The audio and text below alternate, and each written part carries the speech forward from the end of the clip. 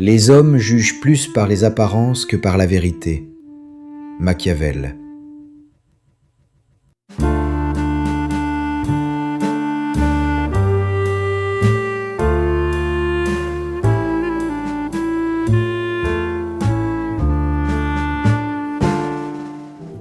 Il existe un réflexe presque universel.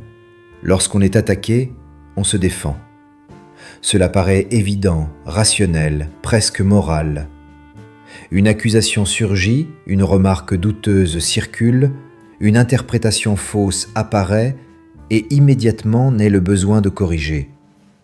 Se défendre semble naturel parce que l'esprit associe silence et culpabilité. Pourtant, dans la plupart des interactions sociales, la défense ne restaure pas le statut, elle le diminue. Le statut social ne dépend pas uniquement de la vérité des faits, il dépend de la perception de stabilité.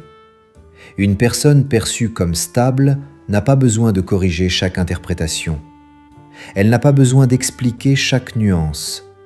Son image paraît indépendante des commentaires extérieurs.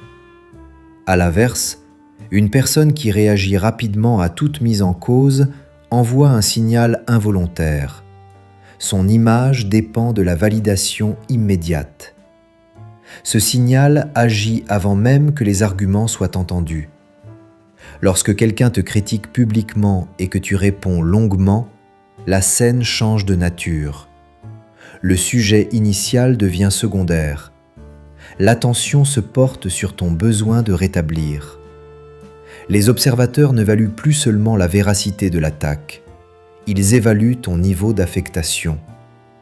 Plus la défense est détaillée, plus elle indique que la remarque a produit un effet. Et dans toute hiérarchie implicite, celui qui montre l'effet paraît plus vulnérable que celui qui le déclenche. Cela ne signifie pas que l'attaque est juste. Cela signifie que la défense modifie la structure visible. Socialement, l'initiative possède toujours un avantage. Celui qui provoque crée le cadre. Celui qui répond accepte ce cadre. Même une réponse brillante confirme que le cadre était légitime. On peut gagner sur le contenu tout en perdant sur la position. Ce mécanisme devient encore plus clair lorsqu'on observe certaines personnes à fort statut. Elles ne se défendent pas systématiquement, non parce qu'elles sont indifférentes, mais parce qu'elles savent que toute justification publique officialise le doute. Elles laissent parfois une remarque flotter sans clarification immédiate. Ce silence n'est pas une faiblesse, il est interprété comme une absence de nécessité.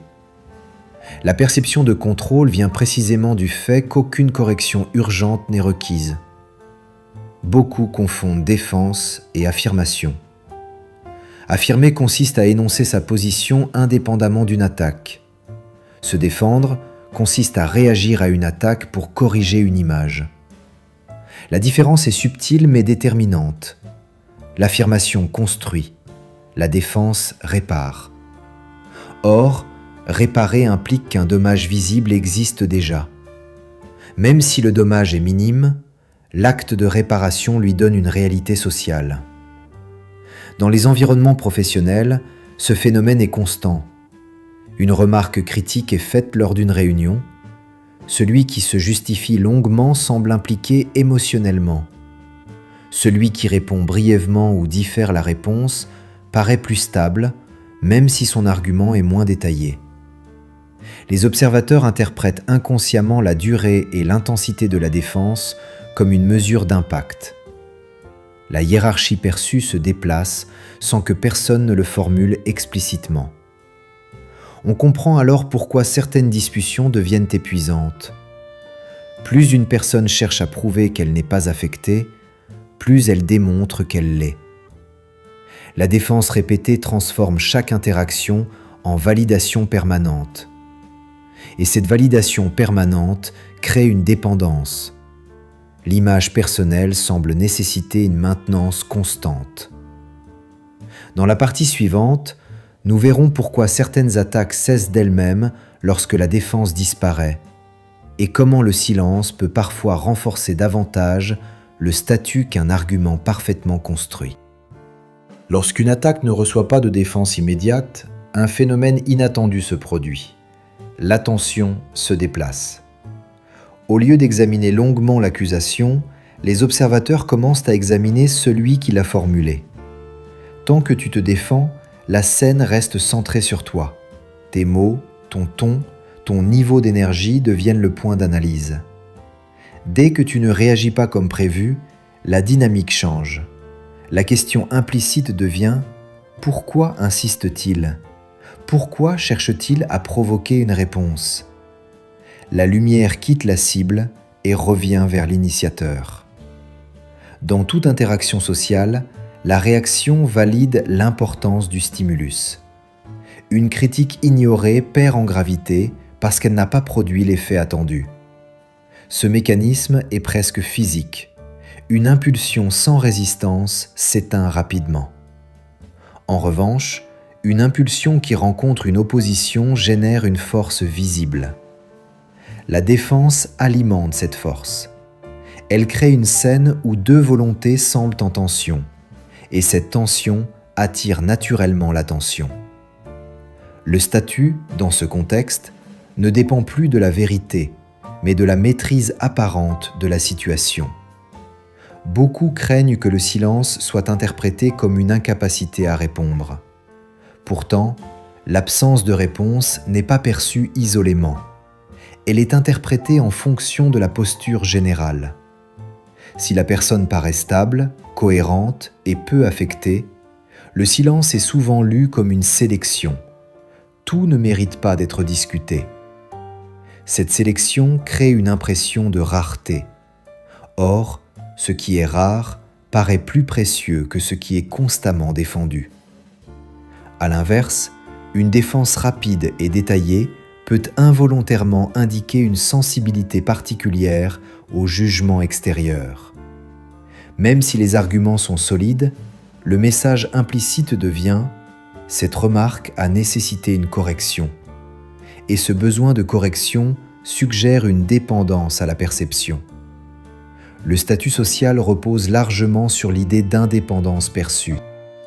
Celui qui semble moins dépendre de l'opinion immédiate paraît plus haut dans la hiérarchie implicite.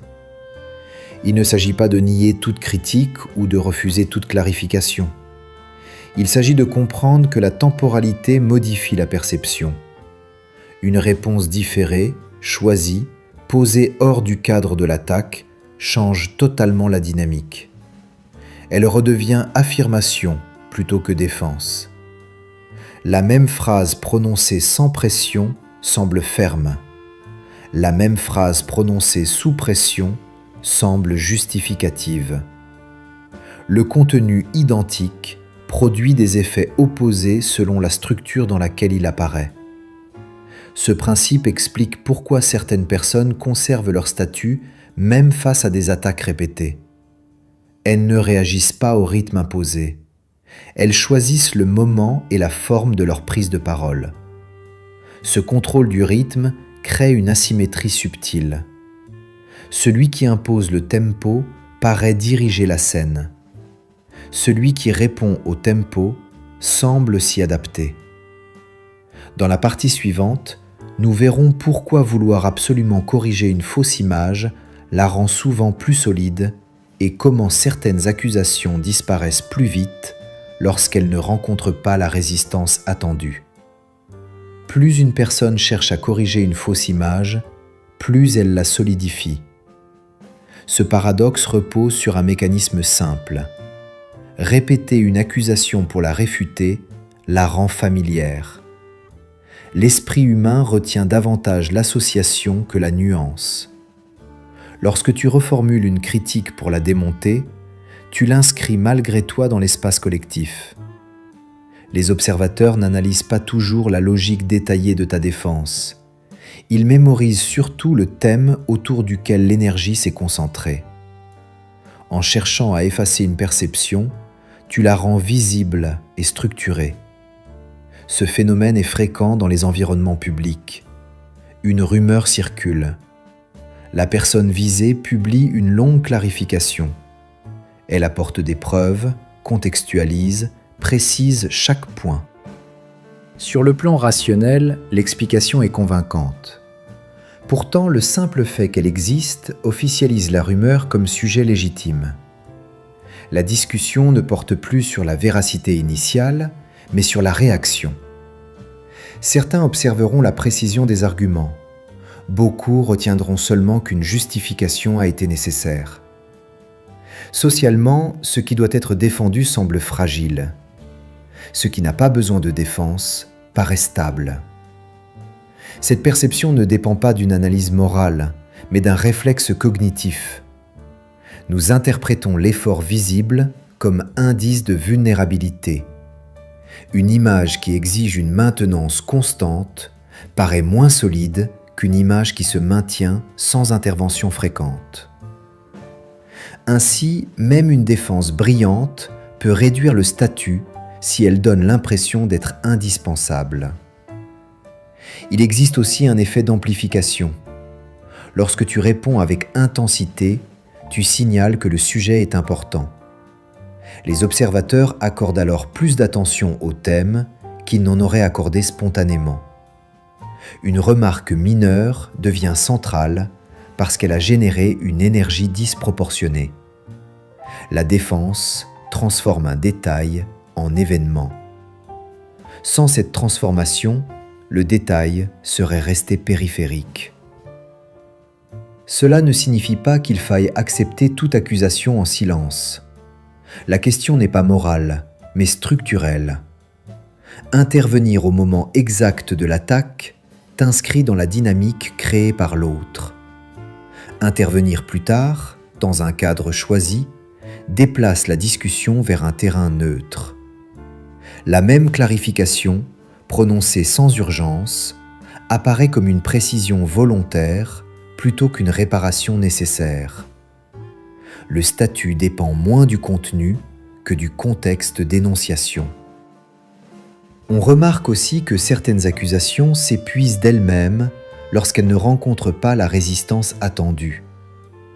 Sans opposition visible, elles ne produisent pas la tension nécessaire pour se maintenir.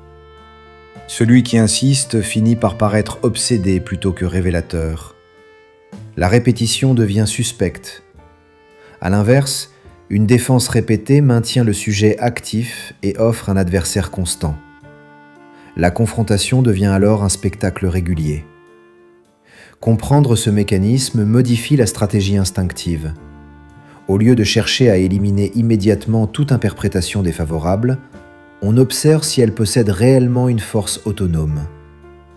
Beaucoup d'attaques ne survivent que grâce à la réaction qu'elles provoquent. Privées de cette réaction, elles perdent rapidement leur intensité.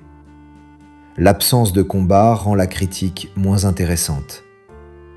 Dans la partie suivante, nous verrons pourquoi la défense répétée crée une dépendance invisible à la validation et comment cette dépendance modifie progressivement la perception de ton autorité sociale. Se défendre régulièrement crée une dépendance subtile à la validation. Au départ, chaque clarification paraît nécessaire, presque responsable. On corrige une interprétation, on précise une intention, on rétablit un fait. Rien d'excessif en apparence. Pourtant, à mesure que ces corrections deviennent fréquentes, elles transforment la relation au regard extérieur. L'image personnelle cesse d'être une base stable et devient un objet à entretenir. Chaque remarque exige une maintenance. Chaque doute appelle une intervention. Progressivement, l'autorité ne vient plus de la position occupée, mais de la capacité à justifier cette position. Cette dynamique modifie la perception sociale sans que personne ne l'exprime clairement. Une personne qui s'explique souvent paraît plus accessible, mais aussi plus dépendante de l'approbation. Elle montre qu'elle souhaite être comprise immédiatement. Cette volonté est respectable, mais elle diminue la symétrie implicite qui fonde le statut. Le statut repose sur une forme de distance. Tout n'exige pas réponse, tout n'appelle pas clarification. Lorsque la réponse devient automatique, la distance disparaît. Plus la défense est rapide, plus elle indique que l'opinion extérieure a un pouvoir direct sur le comportement. Même si ce pouvoir est minime, le simple fait qu'il déclenche une réaction visible suffit à le rendre réel. Les observateurs perçoivent alors une sensibilité constante à l'évaluation. Cette sensibilité transforme la posture. Au lieu d'imposer un cadre, la personne semble naviguer entre les jugements. Ce phénomène est particulièrement visible dans les environnements compétitifs. Celui qui corrige chaque critique donne l'impression d'être en ajustement permanent. Celui qui sélectionne ses interventions paraît plus stable, même si ses réponses sont moins fréquentes. La rareté crée une impression de contrôle. L'abondance crée une impression de nécessité. À long terme, la défense répétée modifie aussi la manière dont les autres s'adressent à toi. Ils comprennent qu'une remarque produira une explication. La réaction devient prévisible, et toute réaction prévisible devient exploitable. Non par malveillance systématique, mais parce que les interactions humaines suivent naturellement les chemins les plus efficaces. Si une remarque entraîne toujours un développement, la remarque se répétera. Ce cercle est difficile à briser parce qu'il repose sur une intention positive, protéger sa réputation. Pourtant, plus on cherche à protéger par des explications immédiates, plus on signale que la réputation dépend de ces explications. L'image cesse d'être intrinsèque, elle devient conditionnelle. Elle tient parce qu'on la soutient constamment. À l'inverse, lorsque certaines attaques ne reçoivent aucune défense, la perception change progressivement. Non parce que les critiques disparaissent entièrement, mais parce qu'elles cessent de produire un effet visible. L'attention se détourne plus vite. L'image paraît moins fragile. Le statut se reconstruit non par affirmation constante, mais par inertie. Et dans les dynamiques sociales, l'inertie est souvent plus puissante que l'argument. Dans la dernière partie, nous verrons pourquoi l'absence de défense ne signifie pas l'acceptation et comment distinguer le silence stratégique du silence subi afin que le statut reste intact sans devenir rigidité. Ne pas se défendre ne signifie pas accepter. Cette confusion maintient beaucoup de personnes dans une réaction permanente. Elles imaginent que le silence équivaut à une validation implicite, alors que dans la majorité des contextes sociaux, l'absence de réponse signifie simplement que la remarque n'a pas obtenu le statut de sujet. L'acceptation implique une adhésion visible ou un changement de comportement. Le silence stratégique, lui, laisse la phrase sans confirmation ni opposition. Il suspend sa portée. La différence entre silence subi et silence stratégique tient à la posture intérieure. Le silence subi vient de l'impuissance ou de la peur. Il est perçu comme tel parce qu'il s'accompagne de tensions visibles, de retraits maladroits, d'évitements. Le silence stratégique, au contraire, est stable. Il ne cherche pas à se cacher, il ne cherche pas à se justifier plus tard. Il existe simplement comme une non-participation au cadre proposé. Cette stabilité modifie immédiatement la lecture extérieure. Les observateurs ne voient pas un manque de réponse, ils voient un refus d'entrer dans la dynamique. Lorsque ce refus devient cohérent dans le temps, il redéfinit la relation. Les attaques directes diminuent parce qu'elles ne produisent plus l'effet attendu. Les remarques ambiguës perdent de leur intérêt parce qu'elles n'ouvrent pas d'espace de justification. La conversation se réorganise autour de sujets qui méritent réellement une prise de parole. Le statut cesse de dépendre de la capacité à corriger et dépend davantage de la capacité à sélectionner. Sélectionner ne signifie pas ignorer tout.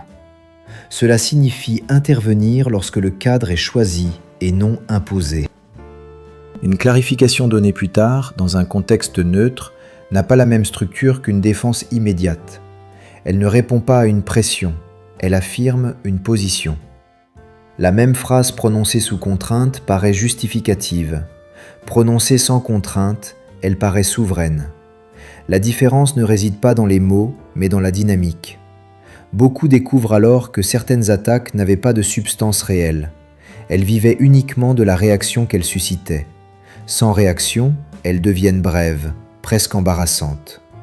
Celui qui les répète sans obtenir d'effet finit par être perçu comme insistant plutôt que pertinent. La hiérarchie implicite s'inverse silencieusement, non par confrontation, mais par absence de carburant. Le statut social ne se construit pas par accumulation de victoires verbales. Il se construit par perception de stabilité. Cette stabilité ne consiste pas à être indifférent, mais à ne pas laisser chaque impulsion extérieure modifier immédiatement la posture. Lorsque la posture reste constante malgré la critique, l'image paraît indépendante. Et l'indépendance perçue renforce plus que n'importe quel argument. Il reste bien sûr des situations où une réponse est nécessaire. Accusation formelle, décision structurante, contexte professionnel précis. Mais même là, le moment et le cadre déterminent l'effet. Répondre parce qu'on est provoqué diminue la position. Répondre parce qu'on choisit de clarifier maintient la position. La nuance paraît légère, elle transforme pourtant la lecture sociale. Peut-être que le statut ne se perd pas quand on est attaqué. Il se perd quand on accepte de défendre chaque attaque. Et ce qui mérite réellement une réponse se distingue souvent par sa persistance silencieuse, pas par le bruit qu'il fait au moment où il apparaît. Merci pour ton attention. Si cette vidéo t'a parlé, écris quelques mots en commentaire.